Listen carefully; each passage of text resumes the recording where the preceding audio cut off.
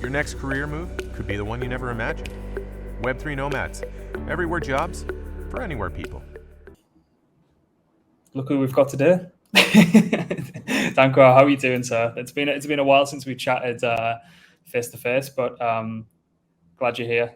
Thank you for joining us. I know you must be busy, but yeah, thanks for coming on. Yeah, thanks for the invitation, sir. You're right. I don't know, is it almost a year ago that we talked to each other? It could be almost, right? I mean, for sure. I think so. Yeah.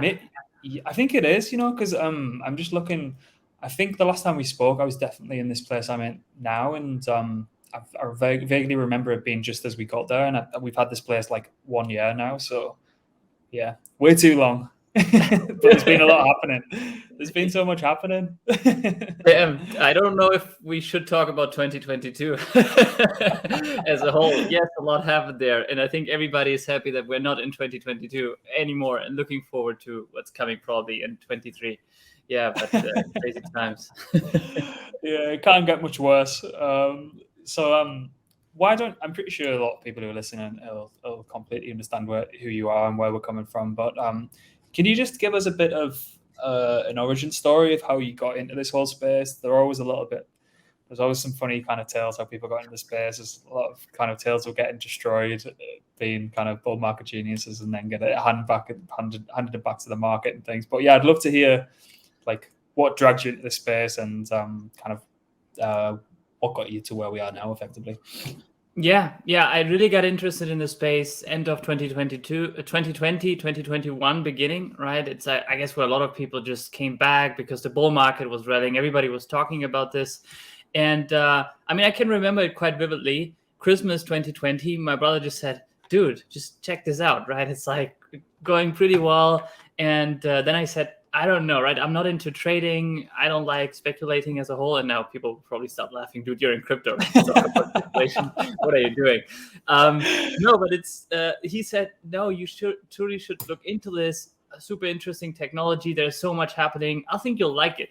And I said, okay. And I'm a big podcast fan, right? I'm listening to Lex Friedman and all this kind of stuff. And he was also starting to talk about cryptocurrency, Bitcoin. He invited people like Anthony Pompliano.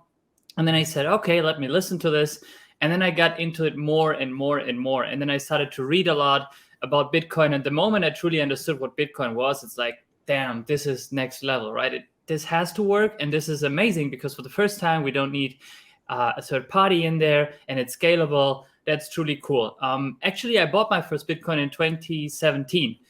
Back then, because a friend of mine told me, hey, dude, you just should buy this. It works. But I didn't do any research, and it was a pain to get it back then. I kind of probably got scammed 3 times on the way to this. Somehow I got it, but I sold it pretty quickly because it's like I just started to truly work, did a good job, right? It's like, I don't know. It feels kind of wrong because it's going up and down so quickly. No, I'm out of here. And I never came back. Yeah, that's kind of how I got in touch. It's crazy. So I know how painful it was back then to interact with crypto. And then 2020, 2021, I started to research a lot. And I said, this is truly the future. Everybody was talking about it on YouTube. So many channels came out of nowhere. I mean, you know them probably yourself and you watch them all. And then I said, yeah, let's try to learn more about this. And then I discovered Twitter. Basically, I also had an account years ago, but I never really used it because in Germany, nobody uses Twitter. And that's how I truly got into the space itself. And then while doing more and more research, March and April, I guess we anyway talk about it, the Terra ecosystem also got some traction.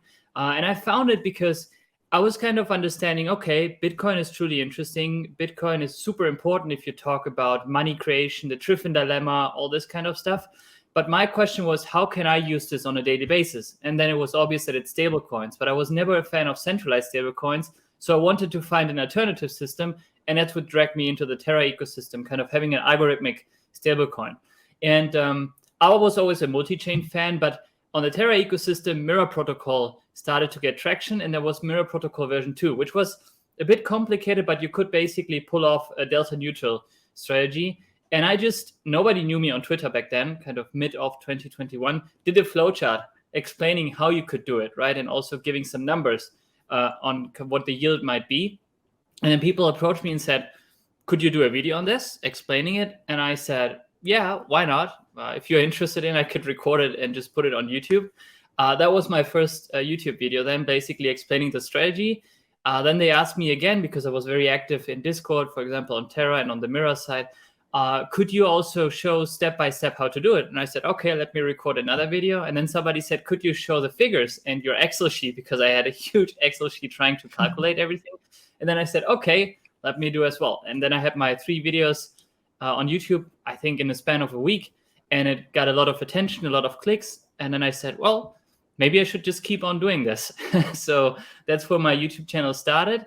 And then it just kept growing. Yes, focus on the Terra ecosystem, but then as a whole, I was multi-chain, covered Cosmos. Back then, the MIM stuff also, right, which then also got basically combined with the Terra stuff. So just keep on. And what I was always doing is just explaining protocols, how it works in terms of DeFi and how you can interact with it. Because I myself, being a huge YouTube user, I was not a fan of a lot of the content that was out there. I'm not interested myself too much into when is the next 10x and kind of how do I understand the chart number go up. I have nothing against TA, but it's just like I always had the feeling that the space was a bit too much into the gambling area and a bit too much into, okay, I need the next 100x and there's a lot of scam and chilling and paid content. So I said, yeah, I mean, if people would like to listen to me, let me try to do some YouTube videos. And that's how I got into this. I have a completely different background. I'm an industrial engineer, bachelor, master's, worked for several years for a big construction tool company in strategic marketing and pricing. So I have nothing to do as a whole with neither finance nor tech or the space itself. But yeah, that's what got me into this. Long story, Awesome. sorry.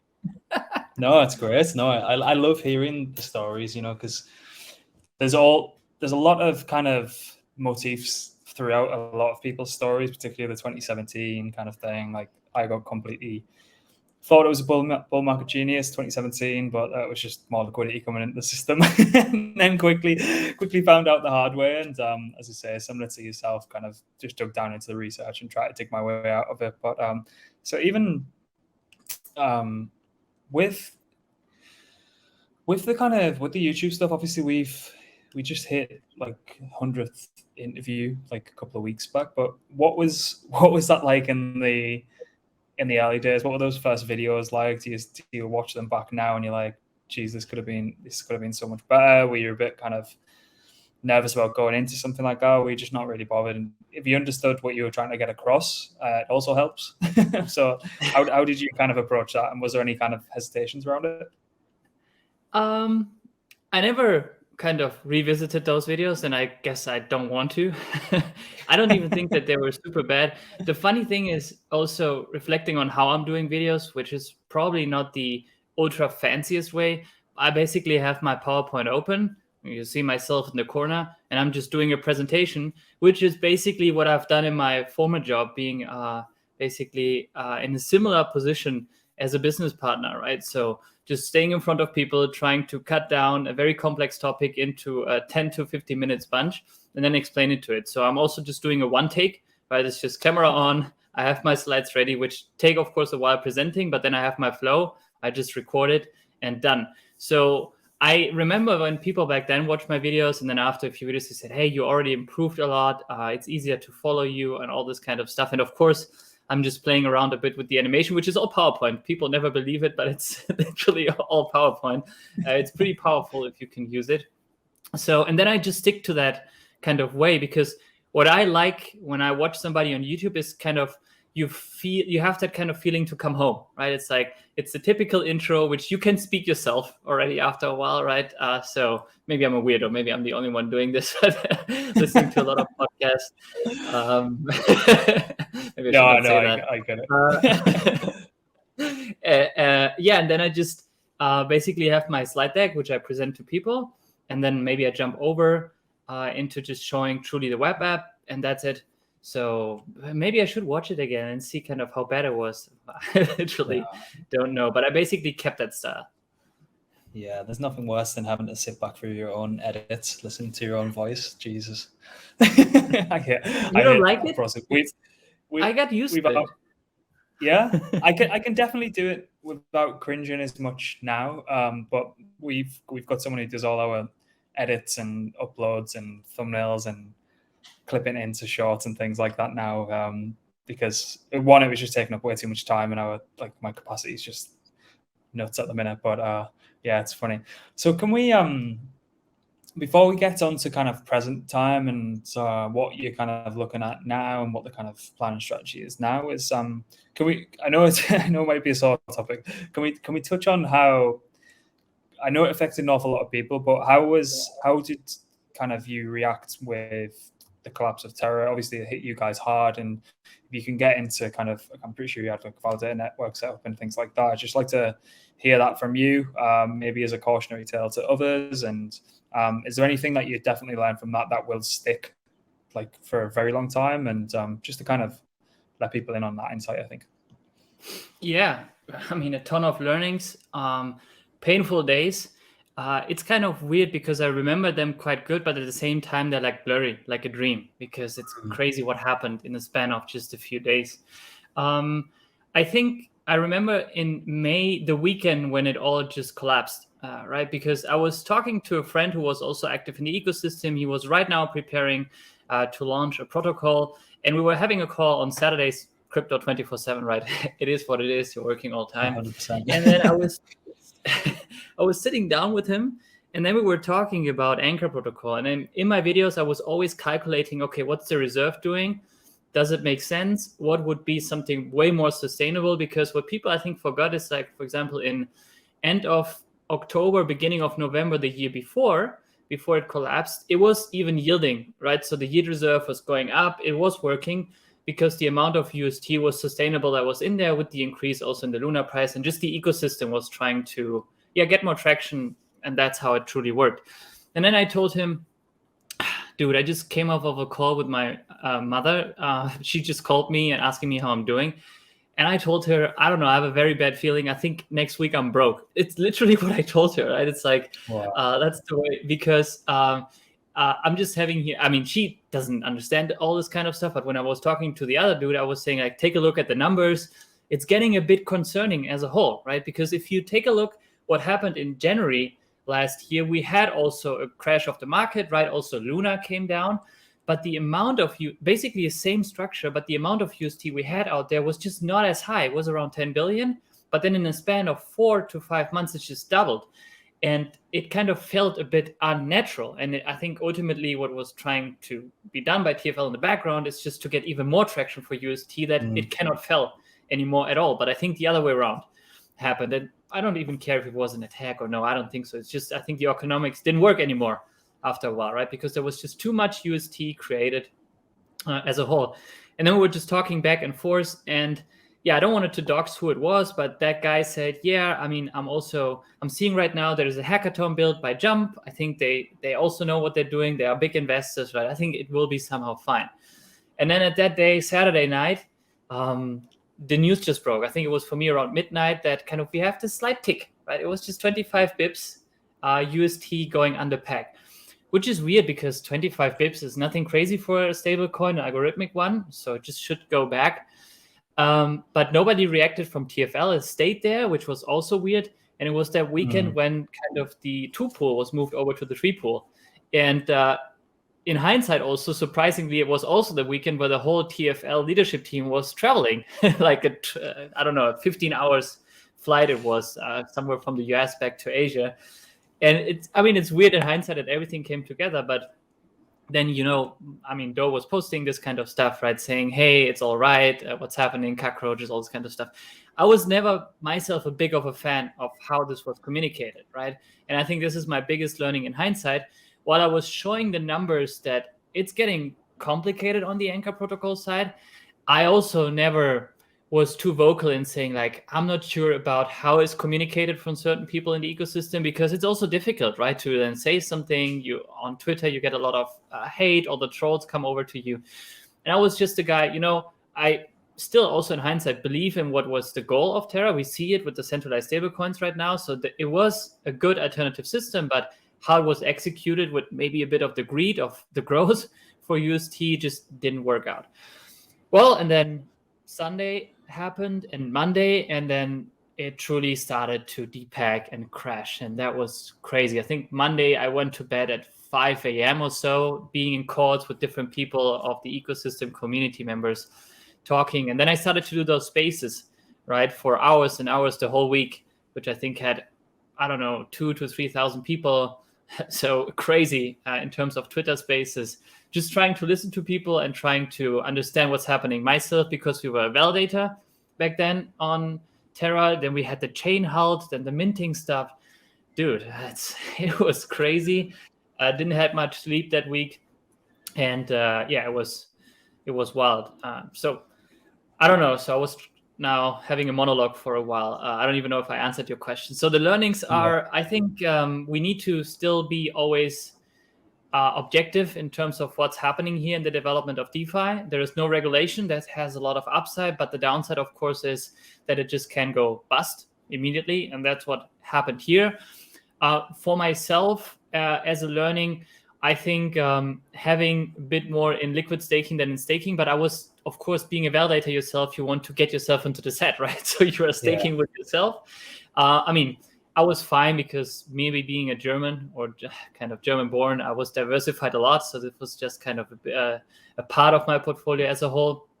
But kind of having more clarity on what could happen and also listening to people and accepting that it could go completely to zero in crypto always, all the time. I think this is a very important piece. And then I said, also giving feedback to the people and saying like, I really don't like the way how it's communicated, because I think this was also the big rise and fall of Terra and Do Kwon as a whole, right? Kind of being a bit cocky.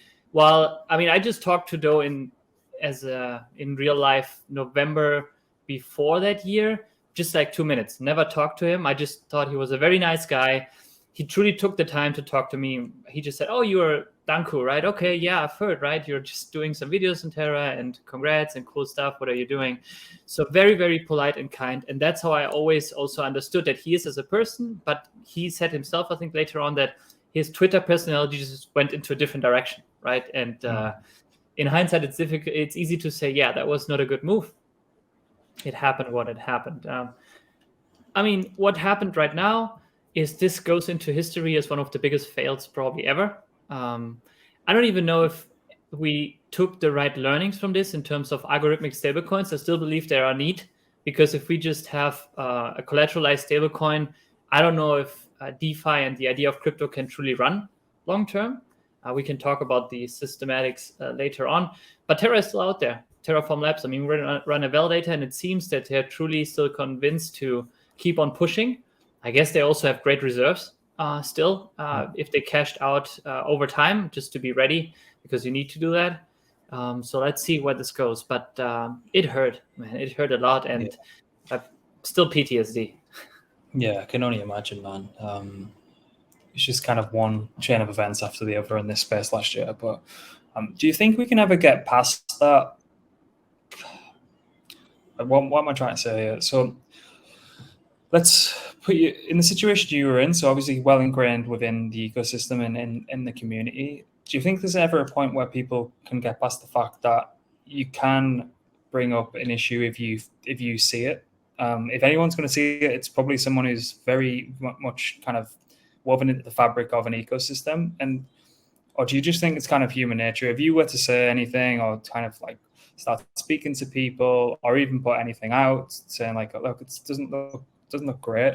It's a real catch-22, that one, because we've seen it across multiple projects where if someone kind of becomes part of a community and then they see something that they don't necessarily like, and then they kind of how do we get around that as kind of an industry and community? Because it does get to the point, and I think it did get to the point with, particularly with Terra, particularly with the likes of Wonderland, Phantom to a degree, where you get these kind of deities effectively. And not to say that you guys are, I think you're an awful lot more sophisticated than the masses that speak the loudest. But how do you get to a point where it's like people are focused on the protocol and not the person? Or do you just think that's part and parcel of like emergent tech? Yeah, you could make the case that the boom and bust and being so quick, right, and going up and down just helps to just have the biggest and easiest evolution as a whole, right? Because you learn, you fail, and out of your failure, you can learn again. Maybe that's the best way to just move forward. It hurts, but it then works somehow. I mean, reflecting just on this specific case for Anchor Protocol, right? I mean, I was just, for example, doing the videos and saying, hey, this is the case, those are the numbers, those could be solutions. It was starting to shift, right? I mean, I was also lucky to, for example, get approached by the Anchor Protocol team. I was helping them with the Twitter Spaces as a moderator over there. So there was a change happening. The interest rate was coming down, but it seems that it was just too late and didn't move. What I never liked about how the crypto space acts in terms of giving feedback is that often they just point at a finger at somewhere and say, this is shit.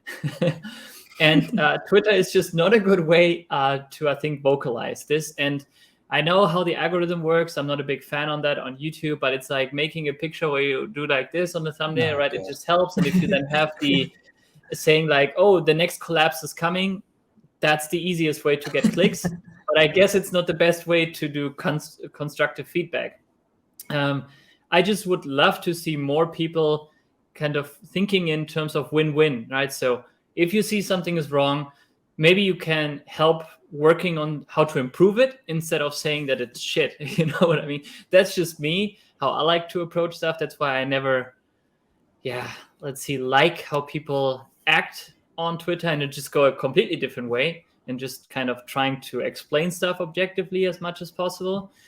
But I don't know, probably it's just human beings. It's also very difficult to bring across a point in a written form, right? So maybe it's me having a corporate background, but if I have an issue with somebody or understand something differently, I just give him a call. It's that easy. I don't know if you know the Cosmos ecosystem, where I'm not right now involved a lot, has a lot of drama, right? This is classic governance drama. And there are just a few personalities that if they speak, everything goes bust immediately, right? And it's just like, I hate you and you hate me. No, but that's bullshit. And that doesn't make sense at all. And I won't say names, but there is one particular guy who got a lot of drama lately.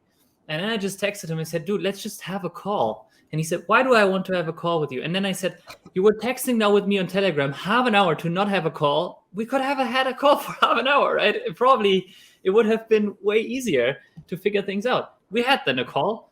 And then the mood shifted immediately. Well, it's so different. If you talk to somebody, you see their face, even if it's just digital, then somebody can truly explain in not only like a few characters what you truly mean. You can go into a discussion that easy. Sometimes crypto feels like a kindergarten, right? It's just like, it's not cool. We just need more manners, partly. I don't know if that's the right word. And just talk to each other. It's that easy. And there's so much, let's say, class or kind of knowledge in the space. It could work out so great. And that's what is all based. That's why I believed in Web3. You can just build on top of each other and just help, and everybody can still win. I know we don't say "walk me" anymore, but that's what kind of got me into the space as a whole, that you can work together and it's win-win. The more classic way of doing stuff is like, I keep it for myself and I try to be better than you. I think crypto changes this. But we don't show this on Twitter always. I completely agree with everything you've just said there, and it does look like a kindergarten as you aptly described it. And I think there's a lot of kind of virtue signaling and point scoring and social climbing going on there as well. But the same people that the loudest in those kind of arenas, if you got them on a call, there's absolutely no way that the same discussion would happen, and it's quite hilarious, really. Hence why a lot of people like to stay anonymous in the space, because if you get them on a call, they're probably not going to act the way that they act. It's role. A lot of it's like, as people like to say, it's a LARP. It's a role play. It's live action role play, and a lot of the space is that. And it's quite weird. It gets quite religious at times, particularly with competing projects. And I don't know why that is. I'm not going to go down like a philosophical rabbit hole or anything there, but I think particularly when there's money involved, people get very irate, particularly with that degree of anonymity and kind of mob crowd-like behavior and things like that. It does get a bit hectic at times. But I suppose let's shift the focus a little bit. Where are you spending your most time and attention now? Like what's occupying your mind share and what you're most kind of excited about? Yeah. So when I did then, end of 2021, I made the decision, hey, I think the space is amazing. I focus so much time and effort into the space. Let me try to do this full time, right? And trying to become this sovereign individual, Web3, with different income streams. And let's also see if this truly works, because it's always so easy to say, hey, this is the future. But if even we don't believe in this future and try it ourselves out, I think it doesn't make sense. So what I did back then is I didn't want to have paid content. I didn't want to, kind of do any kind of advertisements on my channel. So I had to find a way to create income.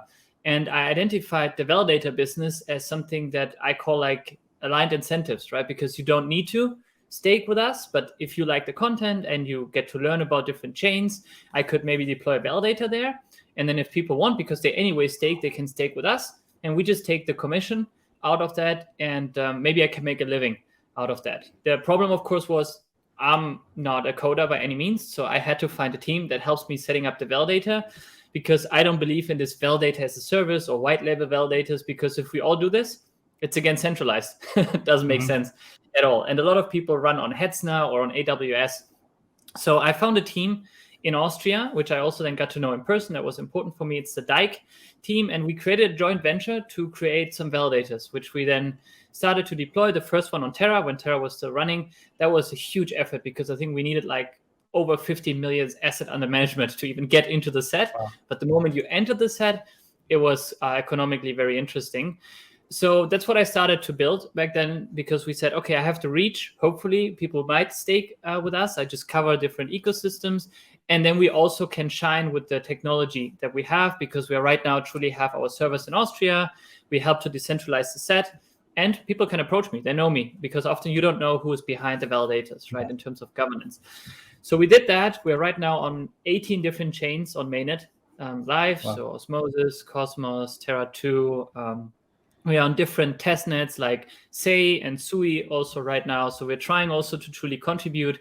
On Cosmos, there is interchain security coming. There was the game of chain. So we were on testnet. We finished at number 4. So also showing that kind of we have the technical knowledge. And I'm very proud of the team, because it's often, oh, you're an influencer, right? You don't run the technology yourself and you don't know what you're doing there, running on Bison trades. But that was not the case. So that was an income stream that I started to build. But we need to be honest, during the bear market, validator business is not very interesting financially at all, right? I mean, we're lucky that we have a few sets where we're in there, and thank you if somebody is listening to this and staking to us, but you can run the numbers pretty quickly yourself, right? You can just take the stake you have, the price, the commission, the yield from the staking rewards, and then minus the technology cost, the infrastructure that you have, and then how much it's left there. And it's not something that is interesting to run as a business unless you are one of the big dogs like Chorus One or so forth. But we're happy. So that was income stream number 1. And I'm still trying to do BD, let's say, right? Reaching out in Discords to the team, foundations, and trying to get us running there. And then I was lucky that there is a Web3 focused only hedge fund that was created in Austria, the first one in Austria officially. There, they asked me if I want to help them out in being an analyst and just giving them clarity on what's happening right now in the space. That's where I'm focused on as well. And then I'm also doing myself just contribution to different projects, right? That just say, hey, we just want your insights, consultancy, your work in here. I'm happy that I found Delphi Labs as something that I can contribute to. I found also Binary, another big player in the Cosmos space that I can contribute to. And that's what just gets me busy all the time. So independently from my brand, just deploying my work power there. And in that way, I basically created an income stream or different income stream where I can be sure, okay, I'm planning this out. And all those income streams come into my own company that I created last year. And at the moment, the contributions are taking a lot of my time. That's why content went down a bit. But I hope that this changes back again, and then I can do more content again. But also, maybe it's just me, but it's not yet. I have a feeling I cannot explain too much right now out there, not so much new. So I hope that a lot of new stuff is coming soon, and then I can go again more into content.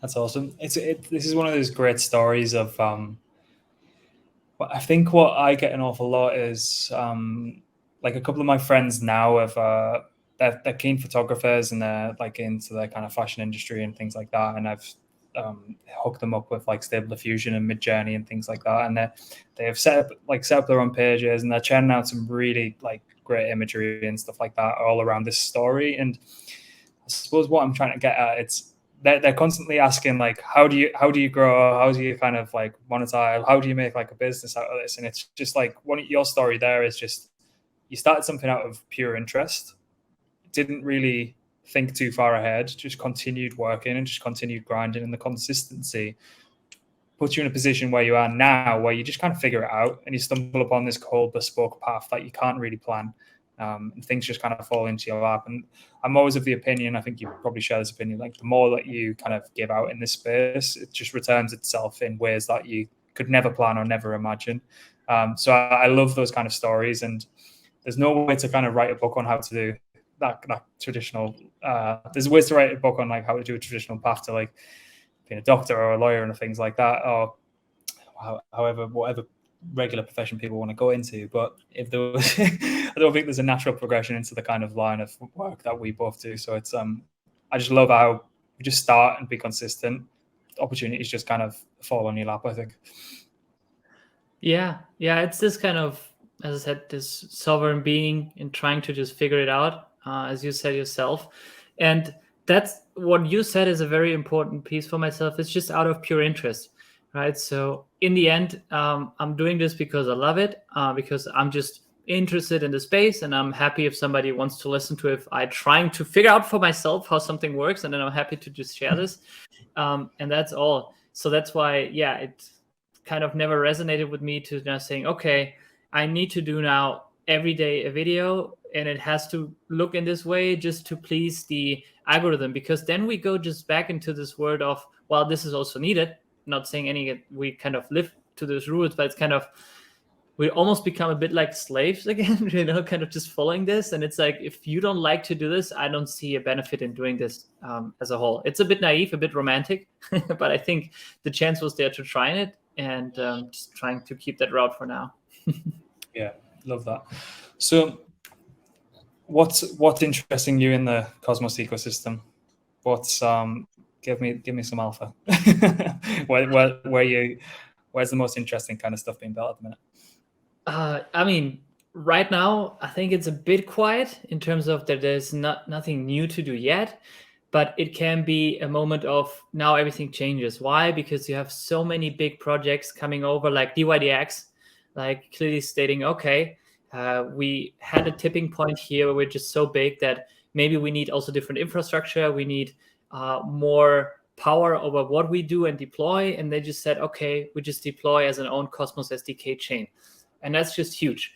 And I think a lot of other ecosystems are built also on this amazing infrastructure, the Cosmos SDK, but people don't even realize it that much, right? Also, BNB is partly built on the Cosmos SDK. You have in Polygon parts of the Tendermint structure, which is called Peppermint on that side. And the funny thing is that now they start to get connected, because if you're built on an infrastructure, you can then later on still connect it, right? Like over IBC.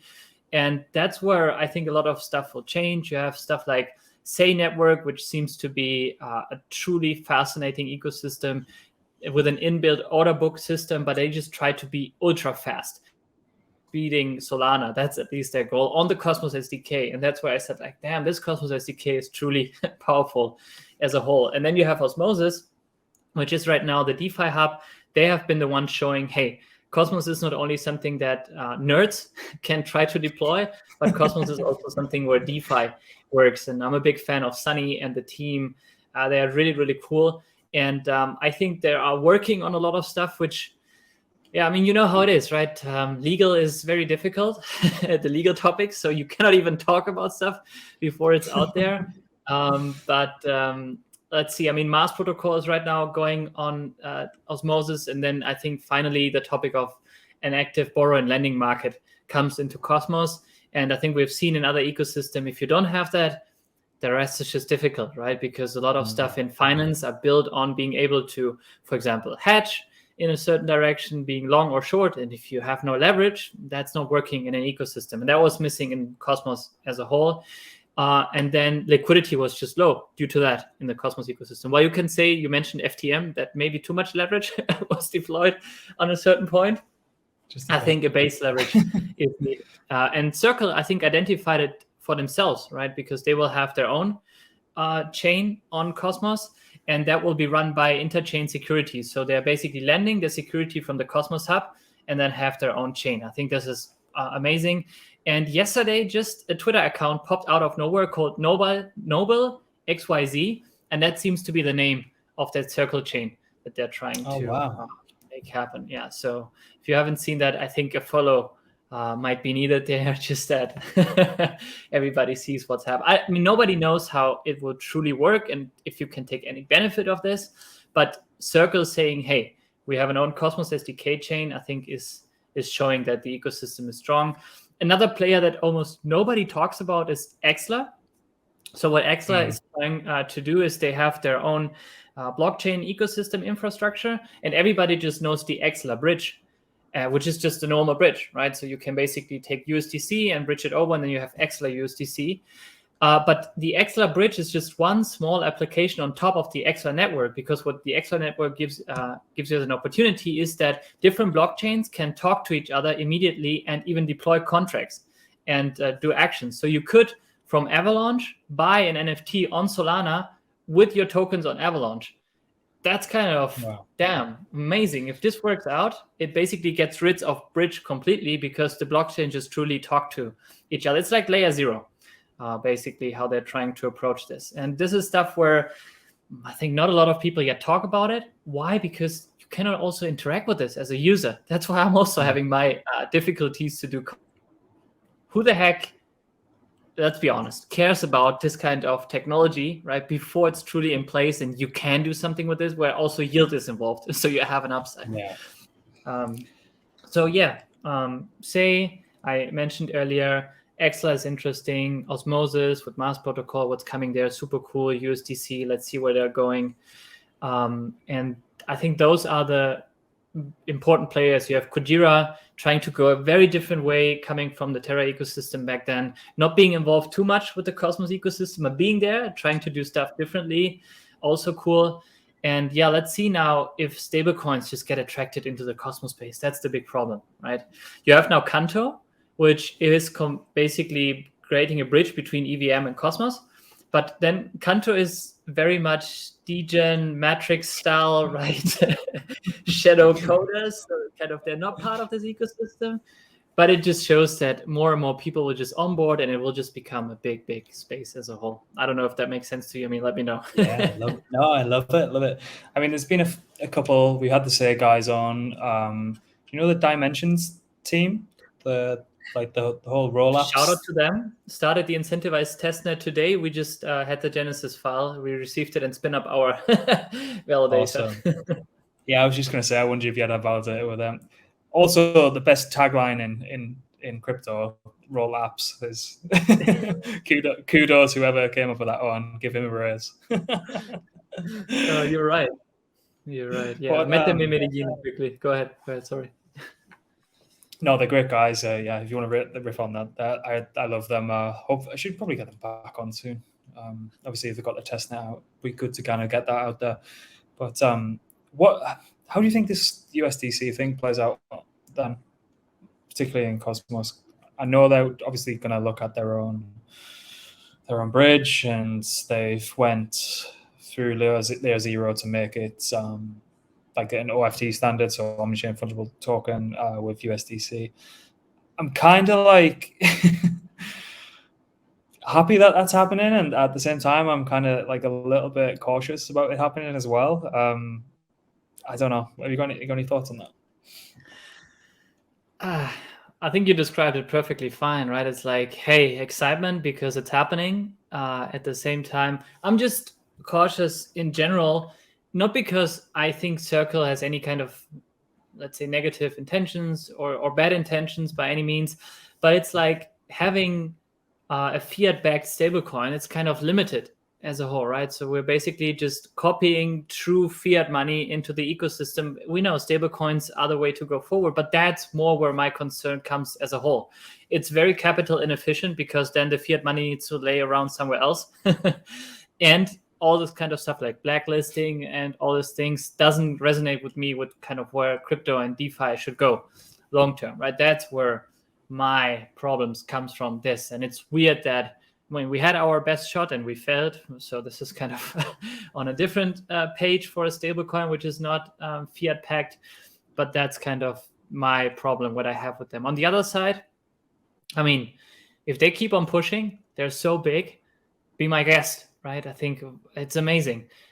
What's the dude? There's one guy who is in charge of the European stuff. He's German as well. Paddy Hansen, if I'm not mistaken, is his name. Don't know if you saw him on Twitter. I think he is now head of something at Circle. He is very well involved in politics, right? In European politics. And they seem to truly care about this topic, something that is often forgotten in crypto, right? It's like, yeah, we're cypherpunks. We don't care about politics. No, I think we should work together with them, right? And think about how to move forward. And that's what, at least it seems to me, Circle is doing in the US, but also now in Europe. I don't know if you ever hold the Euro stablecoin. I didn't. I don't even know where to get it.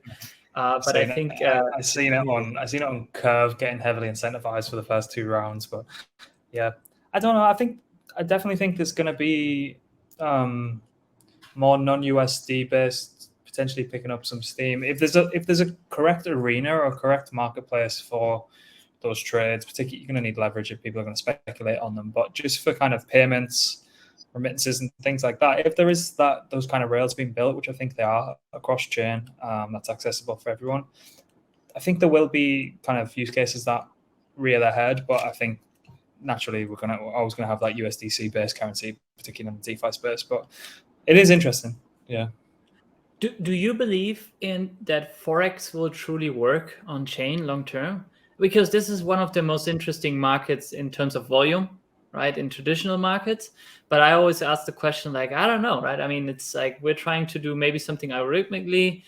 It's all backed, so they don't really move with the stuff on chain, the true markets. So I don't know if you have any take on that, because it's an opportunity. Well, if you, not that anyone not in their right mind would read this, but there was a Circle paper co-authored by Uniswap, and Hayden Adams, I've seen, he's been quite a proponent of. There's a project that we're helping kind of handhold in the DeFi space, that they've got a Japanese yen product, like fully compliant 101. And he actually retweeted the fact that if you were to swap USDC for this Japanese yen product through Uniswap, particularly on Arbitrum, it would be cheaper, as I say, if you're using an L2, and depending on the actual size of the trade, then going through TransferWise. And again, payments, yeah, they're not gonna, they're not gonna go 1,000x. It's not a narrative that's very often spoke about, but the power of that kind of stuff, particularly as the infrastructure grows and it becomes cheaper and easier to move across multiple chains and different jurisdictions and things like that, I think it'd probably be more beneficial for payments and going cross currency if you were going somewhere else and there was better on and off ramps. I think that's a huge problem. But Forex, to be fair, Gains Network are getting an awful lot of traction on the Forex pairs on the synthetics. But I don't know. I'd like to see it, and obviously the liquidity providers would like to see it because the volumes are in the trillions. But I don't know. I think I kind of want to say yes, but I don't know. Maybe we'll look back in 10 years and say, yeah, this was so obvious, but I don't know. I mean, it's funny that you say it, because while listening to you basically mentioned those typical topic of remittance, right? And people just moving money around, which have been always those prime use cases, but they're not really the use cases that are actually used, right? At least not to my knowledge yet. And it's so interesting because I would love to just pay with crypto here somewhere in my small town that I'm living here in the middle of nowhere in Germany. But right now I need to use a credit card, for example, the Binance one, which, I mean, works perfectly fine. I can put the BUSD on, then I can go here somewhere and pay with it. But that makes no sense, right? Because then again, we have the third party. We even have 2 third parties in between. We have Binance on the one side, and we have then the credit card on the other side. So how could we solve this? We basically need the, wholesalers, the grocery stores to be already also on chain with us, and then we could just exchange. But man, this seems like truly far away. I think it's amazing. It's a huge opportunity. As you said, it's so cheap. if it works ultimately. But there are a lot of people that make right now a lot of money in traditional finance with that service. I don't know if they let us. That's another topic. Yeah, you got to think about e-commerce, and like we use Coinbase Commerce for our job site, and still they're taking their little fee. You know, like Visa and Mastercard's like 2 and 3%, isn't it? So, and sometimes those are a hidden cost. Usually the end user doesn't see them, but they're definitely baked into the price of people are paying with cards and things like that. But imagine just being able to open like a nice hot wallet or whatever, or even if we had biometrics for like a more hardware wallet that you could use on a mobile device, and just being able to pay on an extremely gas efficient chain in dollars, and it converts into local currency on an off ramp. Like, it doesn't seem to be fixed, but it seems like the most obvious solution for this whole industry, which is crazy. But let me ask you there. That's so interesting. Because I was just right now reviewing a bit my security setup. I think that's what you just do in crypto after a while, right? So it's like, okay, I have now a bunch of ledgers, literally. Where are my seed phrases right now, right? So it's like, okay, it's there, over there. There is a logic behind. Do you do the monthly or quarterly check? Do you obviously, if everything was to go to shit now, do you know where all your shit is? Because a lot of people are really lax with that stuff. Until something really bad happens, they don't realize the importance of like OPSEC. No, I mean, maybe that's just my German me in terms of having this all organized. Do I know the exact number of everything in terms of value? I don't even want to, but I basically high level know, okay, this is here, this is there. It's like, it's a pain for tax now, but I have literally dozens, hundreds of wallet addresses, right? Also in terms of trying to mitigate risk and putting it into different places and interacting. And also, that's what I wanted to ask you, also in terms of privacy, because if we pay with our wallets, that topic maybe becomes a bit more complicated.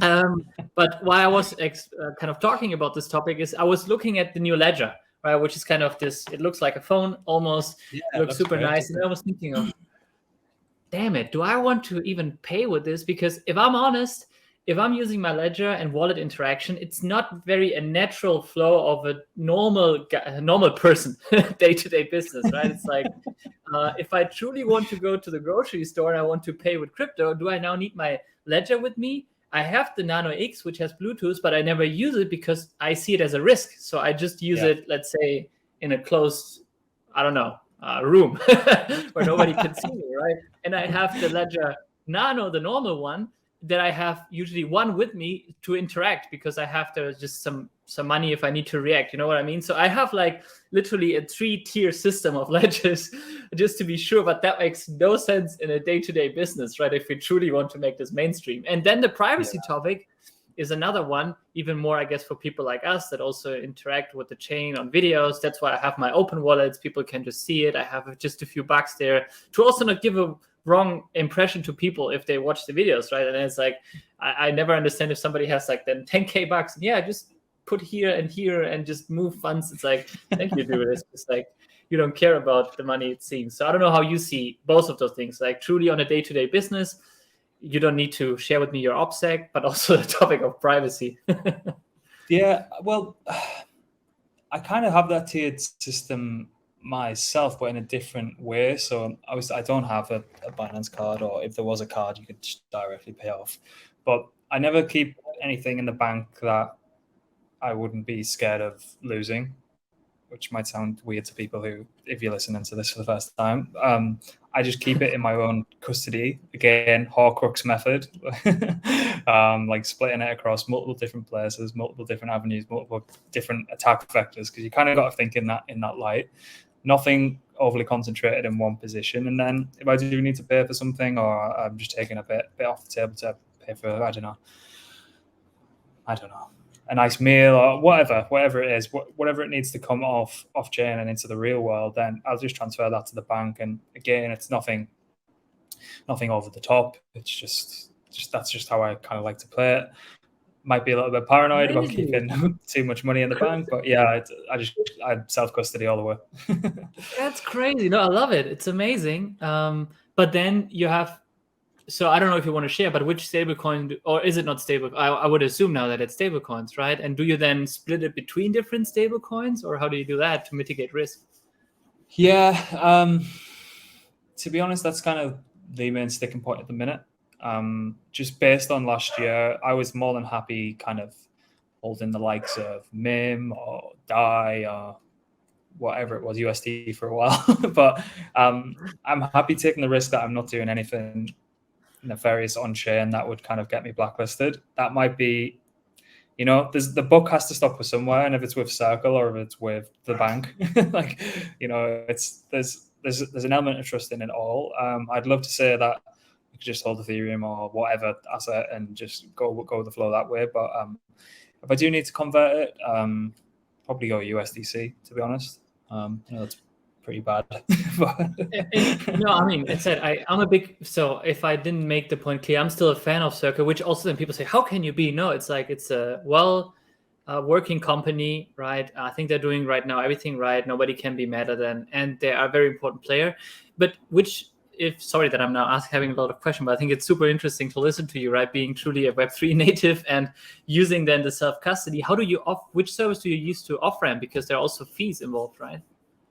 Yeah, that's a bit of a nightmare. I mean, you can definitely go through off-ramp providers that you set up, and there's a whole host of them that you can use. But if it's like for small payments, if it's like, I don't know, might be going for a nice night out or something like that, I'll just send it to Binance off-ramp that way, or use Coinbase off-ramp that way. It's all kind of, it's never going to be like ridiculous sums. I'm just trying to keep my assets in my possession for as long a period as physically possible until they need to move to the real world effectively. So until there's a great on and off ramp solution, some of them are very, very clunky. That's just how I would tend to operate. And I definitely don't go through PayPal.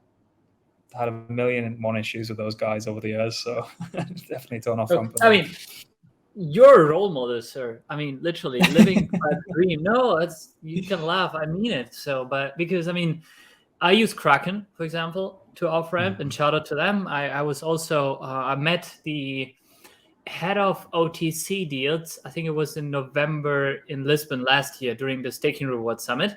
Super nice guy. Shout out to him if he's listening to this. Had a great conversation. And then I told him, I'm using Kraken and it's amazing to off-ramp. It's super quick, right? At least it works here and based on the IBAN system we have in Europe.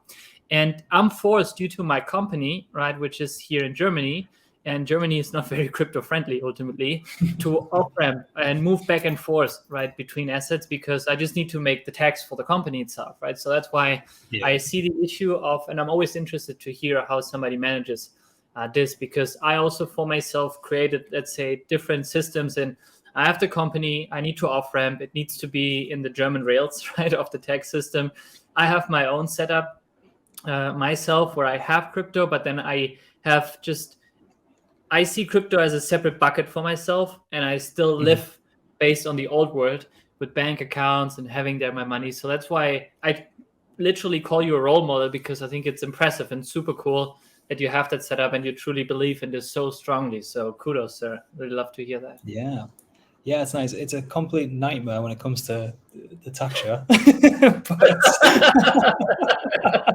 Shout out to accounting. But yeah, Jesus. Pulled my transactions through and it was, oh God, nightmare. Several thousand. I wouldn't like to be. I might just get a bespoke accountant. It's not even like I'm like pulling off like amazing capital gains or anything. It wasn't even that great, to be honest. It's just, oh God, if there was a human going through there, they'd be like, what is this idiot doing? Well, but there is a human. I mean, the tax, the government in the end, there is a human sitting there. Do you think they really check? Yeah, I don't know. I never know what they're up to. I never know which way the kind of the tax systems go across all the countries that we. I don't know. It's a fascinating one. The guys who are accounting and the Coin League guys and things like that, they've picked a difficult topic to tackle there with their system. They work great though. Really kind of kudos. Just not the industry or the area of the industry that I'd have chose to tackle personally. Like imagine like all the people trading like all the shit coins and having to explain like what this is on a report. It's like,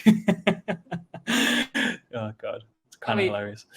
I can just share here because maybe some people are interested, because I got approached by a lot of people in terms of tax, specifically in Germany here, right? Shout out to the German Telegram group that we have that grown them pretty fast last year. And also shout out to the Dike guys that running my validators. They are part of Blockbit, which are also one of the big crypto tax companies, and they are sitting in Austria. I'm also using different ones to check, right? I'm using Coinly, I'm using Blockbit, just to compare them.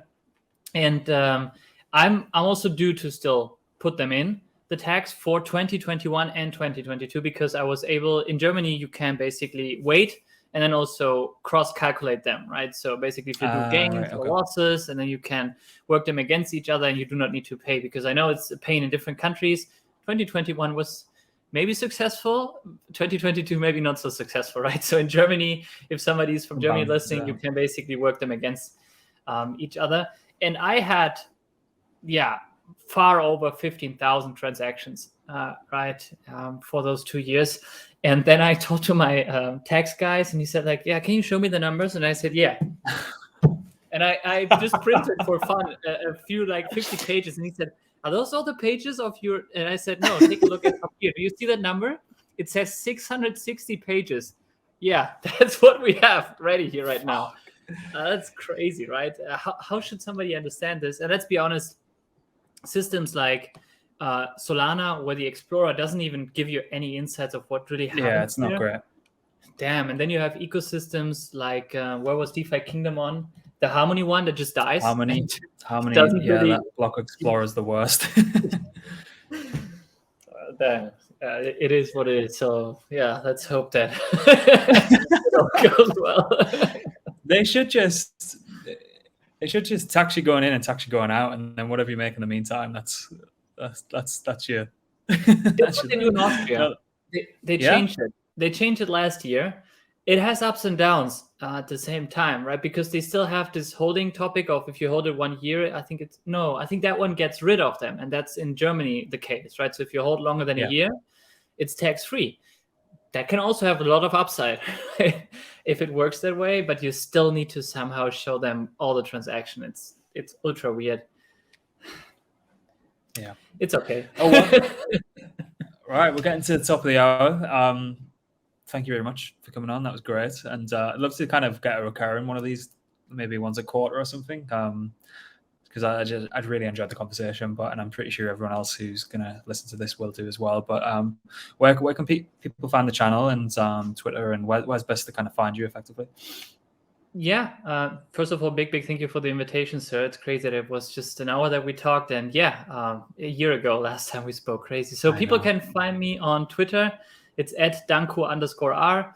Same on YouTube. Now they changed it to YouTube that you can also use for channels. So it's also @Danko_R. And then, if somebody thinks that the validator business is interesting and they're searching for validator to stake, it's dike.capital/Danko_zone. That's our webpage. You can see all the validators, and appreciate for the big support of a lot of people out there. It really means a lot to us. Awesome. I'll leave all that in the description as well. But thanks again, and thanks everyone for listening, and we'll speak to you soon.